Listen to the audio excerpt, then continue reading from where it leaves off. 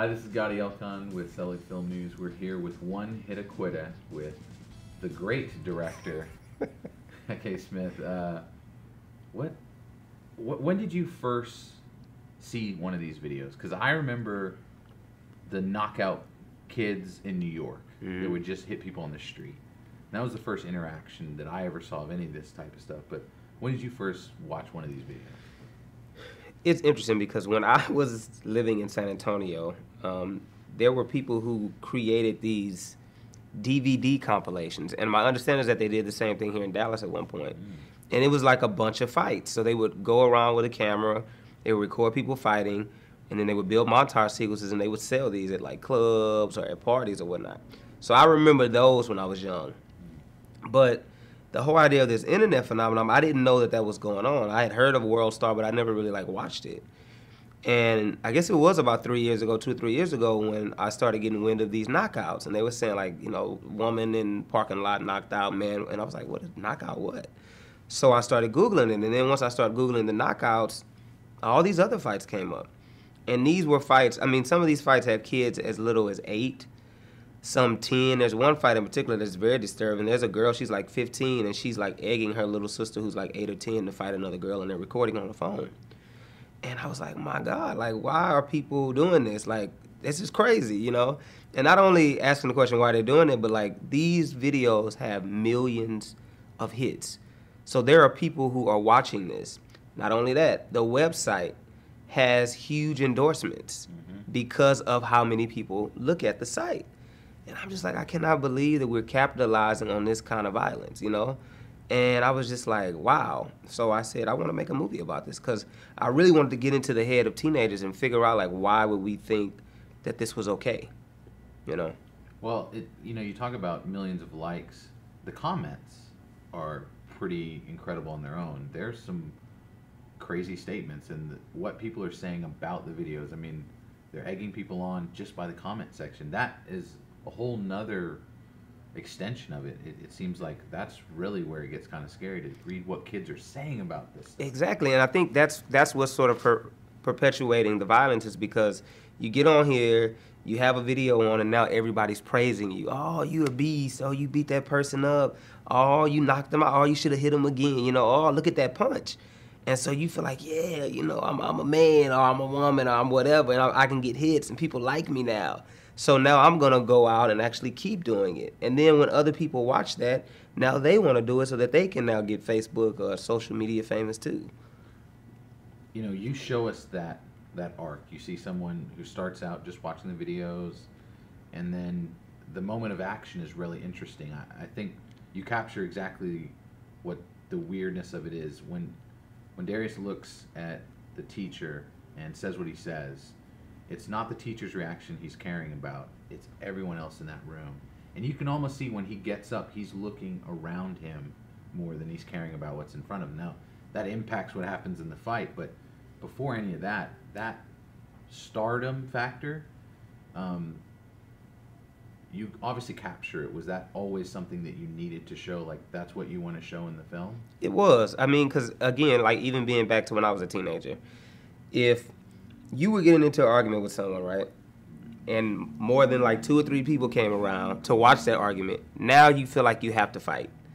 You have to fight because you don't want to look weak. You don't want to like the person that's the punk who walked away, so you have to defend yourself, right? Okay, now add the internet onto that. So here this guy is in the classroom. He has all of his peers around him, right? So he's not going to let his teacher punk him that way. But then once he gets in his teacher's face, guess what comes out? Cell phones. So now he has to do it. There's no choice because he don't want to look weak not only in the classroom, but now he don't want to look weak on some internet site where some other kid in Canada is looking at him saying, oh, he's a punk. He's not going to do anything.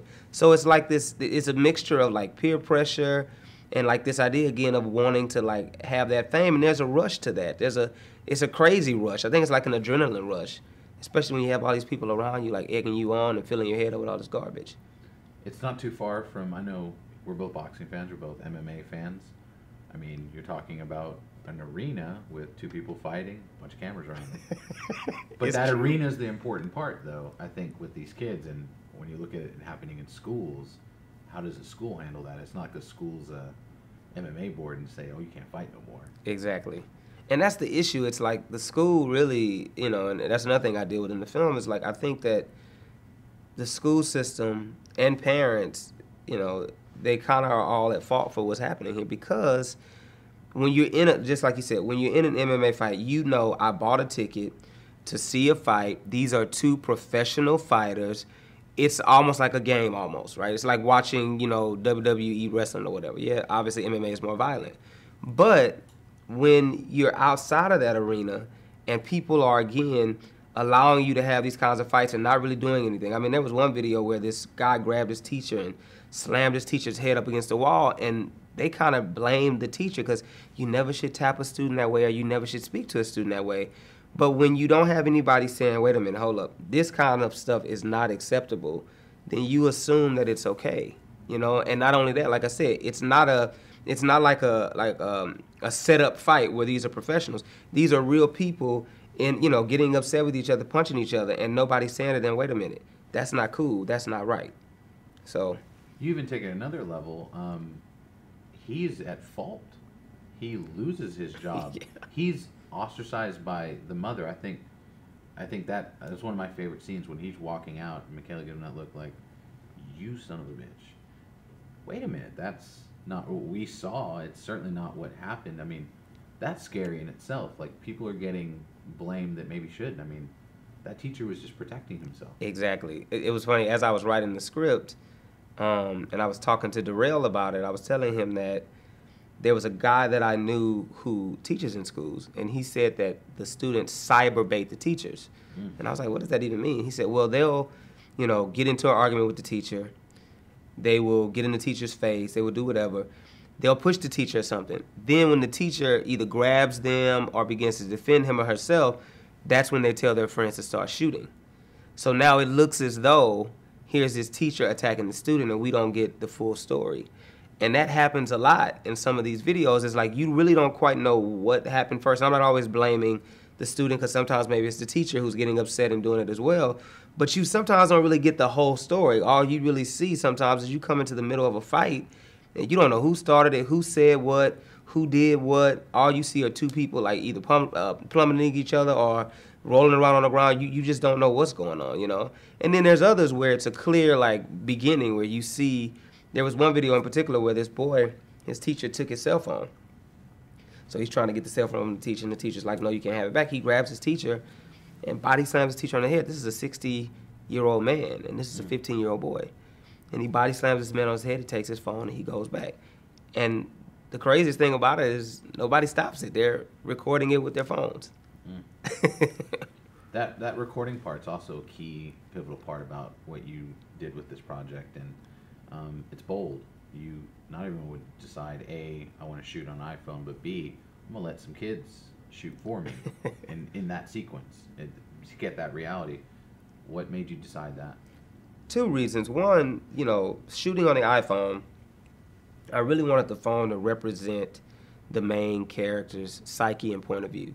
So every time you see the phone, as you know, throughout the film, we change aspect ratios, because the more connected he gets to that cyber world, we now see it through the point of view of the phone, and so we change our aspect ratios. And not only that, just the resolution of the phone is so totally different from shooting on an Alexa or an F3 or something. So I wanted the resolution and the aspect ratio really to speak to not only his mind and his psyche, but even all of the students that are shooting. And then, you know, having those students shoot, it was important because for me, it's like, you know, we could come in here and set up all of these shots and it would look cool, you know, we kind of did shoot some of that. But after a while, I was like, you know what, guys, just let loose. I'm going to leave this room. You guys have your cell phones. You guys have, you know, you know the choreography of the fight. You know what you need to do. Action. I stepped out of the room and I let them do it. And I think it was better because there wasn't a camera and it started to feel real. Like, I feel like I was getting real reactions from some of these students. I mean, there's one point in particular in the film where that guy gets in front of the phone and he's saying whatever he's saying, and it's like that's a real genuine reaction that you would get out of a bunch of kids, I think, if this was going on. And I feel like if I was standing in the room, again, there's a barrier between me and them, so I got out of there and I let them do it, and I think it really adds a nice touch to that scene. You're one of the few people that are starting to cover it, and give it a fictionalized version, give it a story, a plot. I don't want to say responsibility, but are you excited to see what people's reaction are to seeing this being shown, not just as news stories about, oh, kids are evil, you know, like they're either the kids are either evil or the media is painting a certain picture. But this film, there's depth to it. This boy might not be evil at all. He might just be reacting to his friends, and you know, having that responsibility, not responsibility, but showcasing that, is that something you're excited about, talking about this? I mean, this opens the door for so much more conversation. No, it is. And I think when I got ready to do it, that was the first thing that I thought. I said, you know, we always sort of want to paint a one-sided version of everything. Everything's not black and white. Yes, this is a 16-year-old boy. Yes, he, you know, runs up on somebody, and yes, he punches them. I'm not saying that he's not responsible. But then we also can't let everybody else off the hook either. You know, we have to take responsibility for what we caused or for what part we had in the action. And a lot of times the media doesn't do that. It's just this 16-year-old boy did this, but you're not talking about his home life. You're not talking about how we, just as a culture, in many ways, we glorify violence, right? There's violence everywhere that you look. There's violence on video games. There's violence on every television station. And now this kind of real violence is becoming acceptable, obviously, because millions of people are watching it, and nobody's shutting these sites down. They're letting it happen. So we all play a part in that, and I wanted to showcase that, because until we can take responsibility for our part in it, nothing's going to change, because we're just going to be pointing fingers at everyone. But at the moment that we can say, you know, we may have caused this by doing A, B, or C. Maybe if we, you know, scale back on this, or maybe stop doing this, or censor this a little bit, then maybe we can stop some of this from happening. But until then, it's going to continue. So that was the goal from the beginning. Can we comment? This is, I've noticed the way coverage of it started, and it almost started out, honestly, slightly racial. And it was called cultural, which in essence is calling it, you know, you're pointing at a race and saying it's cultural. That's obviously not what's really at the heart of it, but because it was painted that way, was that another reason why you wanted to say, hey, let's look at this as a broader picture? I mean, your character is African American, but this could have been a white kid, could have been any kid, whereas the media's coverage of it before this is African American problem. Yeah, and I mean, you know, it was funny because when those knockout things first started happening, you're so right. That's all you saw were like black kids running around hitting people. Well, when I'm looking at these videos online, there's just as many white kids, Asian kids, whatever, doing this same thing, because it's not about a race. It's the culture that we're in. You know what I mean? It's a violent culture. And so people from all races are looking at this and glorifying this and thinking that they want to, you know, go out and do this stuff, you know? And so it was important for me, one, to give depth to that character and to give some dimension to him, so that, again, you're not just looking at him as like he's just a black kid doing this or that. But no. This is a kid. Yes, he's African American, but he's not from like some crazy broken home. You know what I mean? His mother actually is a nurse, and she takes very good care of him, yet she's not there. And that's tons of parents now. It's not always about, oh, it's the poor kid who's doing that. No. There's some very wealthy kids who are some badasses, right? And it's because their parents have given them everything and not really giving them the stuff that matters. And so I wanted to bring, you know, light to that. It's like bum fights. People forget it was a rich kid who started filming those. Exactly. Being able to show it here in Dallas, you're familiar with the festival, familiar with all of us. What's it like being home? It's great. You know, it's funny. This is the first film that I've actually ever shot in this area. Every other film, obviously, was shot down in San Antonio because that's where I'm from. And so shooting the film down here and then actually having, like, a lot of the cast here. Because, like I said, a lot of these kids that were in the film, and I'm saying kids, they're young men and women, but some of them were not actors. You know, I just found a bunch of non-actors. I had a student of mine who was kind of like my casting director. He brought all his homies, and they all did, so having it here and having a place where they can come and actually see the film is really cool. And then I just love this festival. I mean, they play great work. They've been really, really good to me over the past few years. They've programmed, I think, every film that I've done for the last few years. And so it's an honor to bring this film here. And actually, really, in many ways, this is the world premiere of it. So I'm excited. We are, too. Yeah. Thank you so much, buddy. Thank you, dude. That's awesome.